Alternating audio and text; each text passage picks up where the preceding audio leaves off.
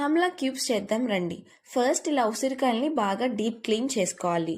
చేసుకున్న ఉసిరికాయల్ని కొంచెం చిన్న చిన్న పీసెస్గా కట్ చేసి ఉసిరికాయలతో పాటు కరివేపాకు, అల్లం మిక్సీకి పట్టుకోవాలి.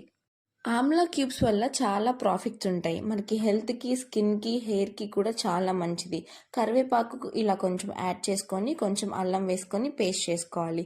వచ్చిన పేస్ట్ని మనం ఒక పల్సటి క్లాత్తో మొత్తం స్ట్రెయిన్ చేసుకోవాలి. ఆ పేస్ట్లో నుంచి జ్యూస్ మెల్లగా ఇట్లా స్ట్రెయిన్ చేసుకోవాలి. చూస్తున్నారు కదా, ఇలా మెల్లగా స్ట్రెయిన్ చేసుకొని మొత్తం ఇలా ఈ కన్సిస్టెన్సీలో రావాలి.